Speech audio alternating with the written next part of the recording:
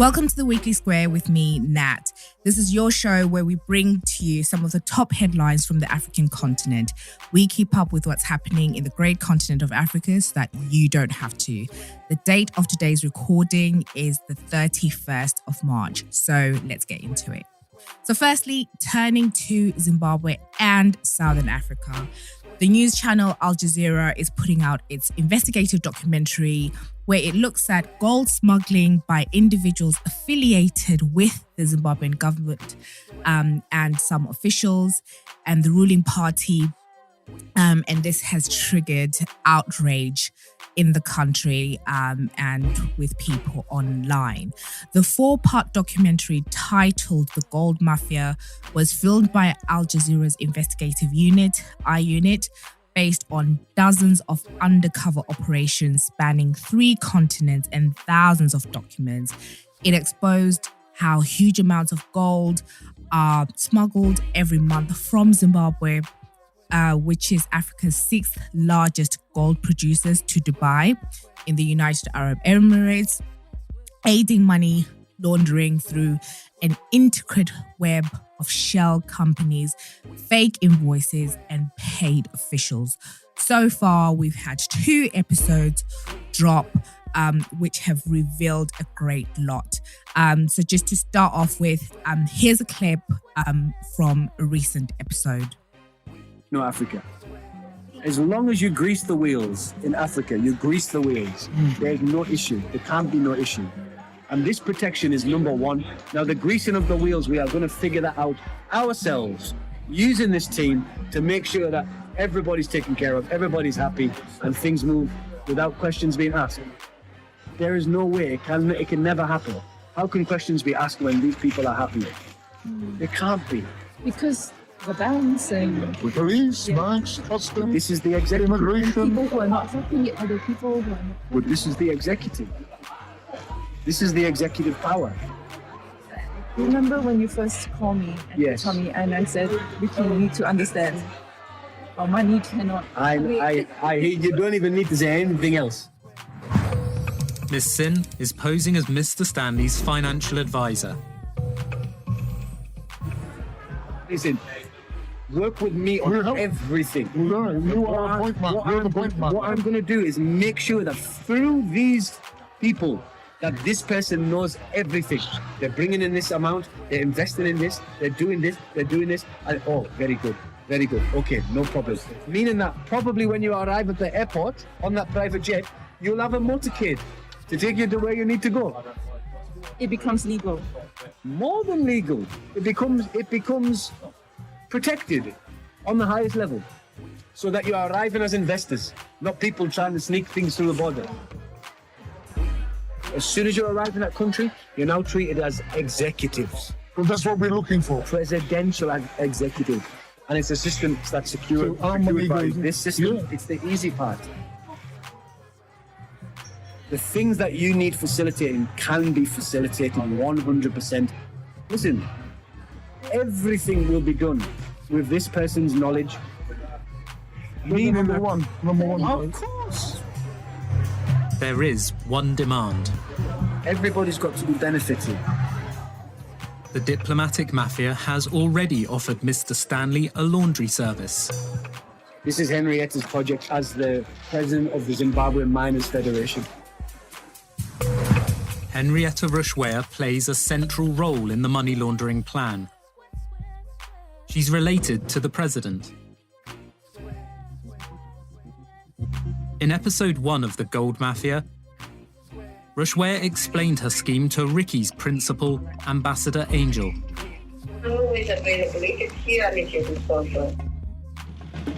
The plan involves using Mr. Stanley's dirty cash to buy equipment for gold miners in Zimbabwe. There, you see? So small. So small. No helmet. Nothing. They're shoveling it with a spade. No digger. No equipment. Nothing. So what they're looking for is they're looking for investment that's going to make the gold process move Faster. and then the return on your investment comes in gold, and it comes at a good return. That much I can say. Once Stanley invests $10 million of dirty cash, the government keeps $5 million as a surety. Gold worth $5 million is flown abroad and sold every week. Stanley then tops up his investment with another $5 million in cash. The washing machine continues until all his dirty money is cleaned. Our plane come in cash, our plane go out. Gold. And who's going to say anything about the gold? Exactly. We won't lend for hotel. The ambassador has a location in mind. The town of Victoria Falls is like what? Maybe 30 meters long, the main street. Yeah. You think of that, and we have the seventh wonder of the world in there, and we've got visitors there. When you get to Victoria Falls, what you might need is land. And that land, the day we meet the president, is provided on the spot. He sold land to foreign investors before. I did the deal for Royal Family of Sharjah. They needed 30,000 hectares. And I got on the spot, and the president said, yeah, let them fly in right now. I already have land for them. Later, Doolan calls Ms. Sin to discuss the undercover team's proposed meeting with President Mnangagwa. Right now, the president is completely busy, but it can be made to happen because his time is so valuable. You guys are going to have to pay a facilitation fee so that we can facilitate the meeting. It's the only way that it will work. The facilitation fee will be $200,000. So at the end, it says that the facilitation fee will be $200,000 US. So it's quite an explosive documentary. It's a 4-part documentary. We're in part 2, and definitely would encourage you to watch it and make up your own mind and to follow the conversation. It's really, really interesting. It implicates other parts of Southern Africa as well, not just Zimbabwe. So again, we bring you the headlines and you decide. Moving on to Uganda.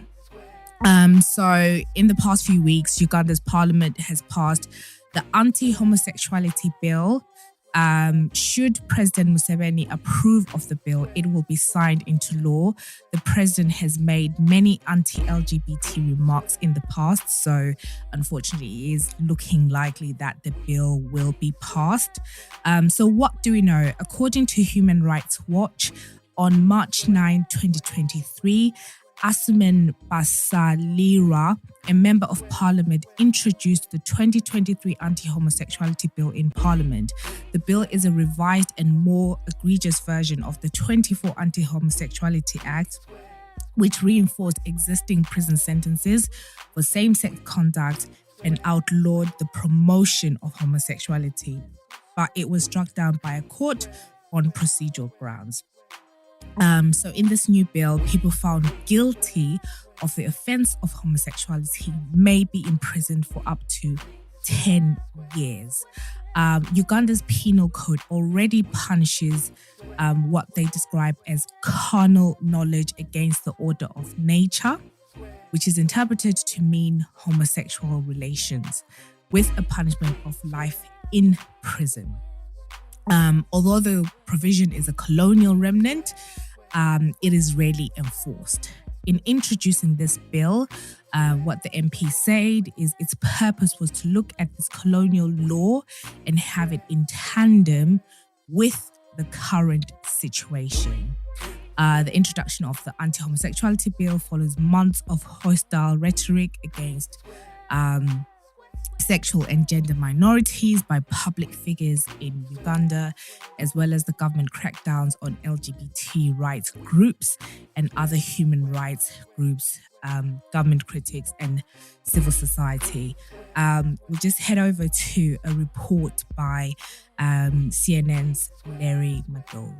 For up to 10 years for simply identifying as gay. Uganda has long been intolerant of LGBTQ people. Even the president refers to them as deviance. Larry Madowo is following the story for us from Lagos, Nigeria, and joins us live now. Larry, walk us through it. Zain, a short while ago, Ugandan MPs, 389 of them, just passed the Anti-Homosexuality Bill 2023. It now goes to President Museveni for assent, and it's been described as one of the most strict anti-gay laws anywhere in Africa, probably anywhere in the world. I want to read for you a specific section of this bill that criminalizes not just same-sex acts, but even identifying as gay, lesbian, queer, transgender. Any of those identifications is now criminal in Uganda if this act that's been passed by Parliament is assented to by President Museveni.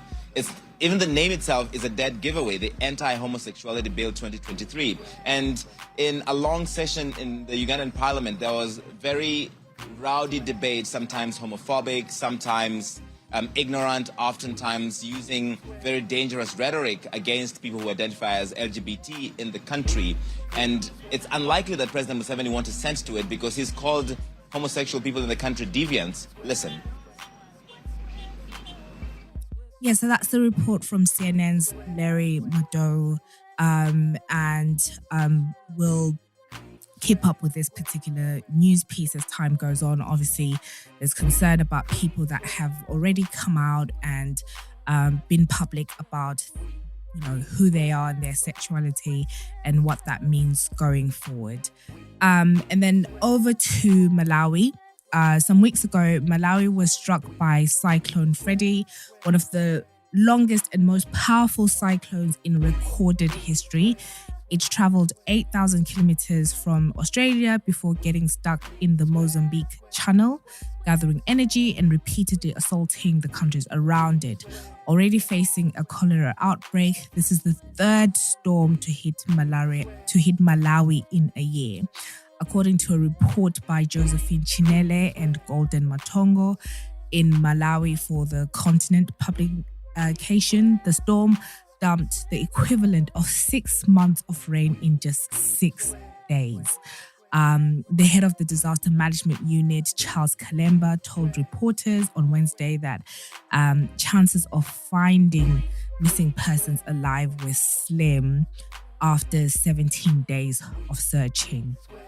What we know is he said that there are about 537 people that are still missing. And the assumption is they would not be alive by now, considering that it's now been 17 days since they went missing. So our thoughts with Malawi, and we'll give you an update on this. And then over to Senegal. So this is according to the BBC. A leading Senegalese opposition leader, Ousmane Sonko, has been found guilty of libel and handed a 2-month suspended jail sentence. Sonko was charged with libel after accusing the country's tourism minister, Mame Mbaye Niang, of embezzlement. Protests broke out across the capital in Dakar ahead of the trial. Sonko's lawyers say the sentence is not expected to prevent him from running in the presidential elections next year. Sonko has previously denied these charges and said they were a tactic to eliminate him from the race. So interesting developments happening in Senegal. And just onto the last headline. So this is a headline outside of the continent, but this is about Donald Trump. Now that is a very familiar name. Some people refer to him as Teflon Don. So recently this week, Donald Trump has been indicted by a New York grand jury on charges of falsifying business records stemming from payments he made to adult film star Stormy Daniels to prevent her from revealing an affair he had with her before the 2016 election. According to The Independent, a source told them that grand jurors voted to indict the ex-president at some point, and that the indictment is currently sealed. The indictment against Mr. Trump makes him the first former United States president to face criminal charges in the country's nearly 250-year history. Federal authorities once considered seeking an indictment against former President Richard Nixon for crimes he committed while in office, but a pardon was given to him by his successor, Gerald Ford, so that made charging him impossible. So very, very interesting developments happening in the United States. And we may see a resurgence of Donald Trump in 2024. So that's the end of the headlines. Would like to get your thoughts on these headlines and any other headlines we may not have covered this week. Be sure to keep the conversation going on social media. Use the hashtag #TheWeeklySquare, or you can email us at chatwithnatshow@gmail.com or follow Chat with Nat on Instagram. This has been The Weekly Square, a Chat with Nat production, bringing you headlines from the African continent. And I've been your host, Nat. Have a great week.